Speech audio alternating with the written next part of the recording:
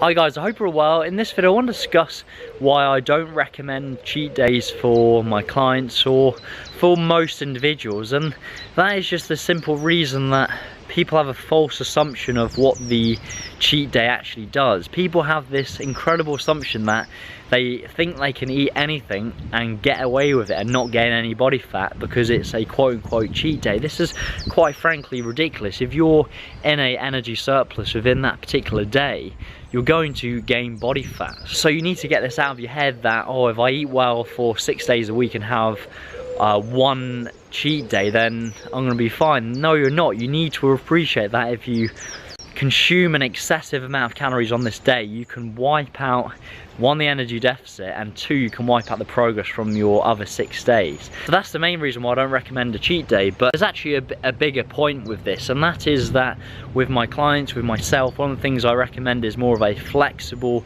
approach, i.e.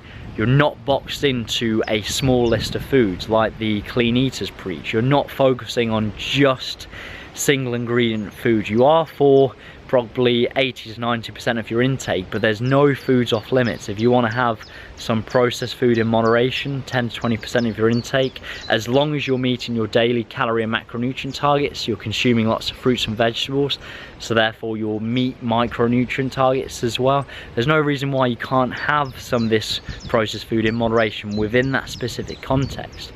Therefore, you don't need a cheat day. So for example, the person that is having more of a flexible approach, they can stick to their calories and macronutrients 7 days a week because they're actually having some processed food in moderation if they choose, while still meeting their daily targets. If they're focusing on being in an energy deficit, they can continue losing body fat for the whole week.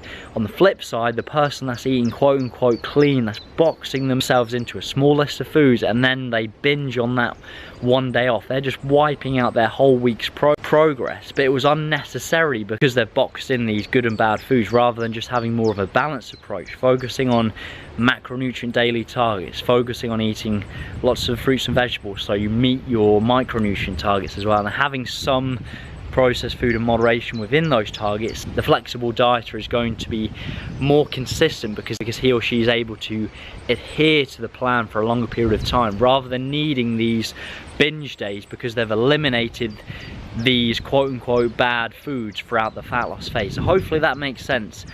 I don't recommend those cheat days because of those particular reasons. You can wipe out the energy deficit, but in addition to that, it's unnecessary to eliminate a lot of these foods, which a lot of these quote-unquote clean eaters do. So hopefully you found this useful. Like the video if you enjoyed it, subscribe to the channel if you haven't already, and I look forward to speaking to you soon. Take care.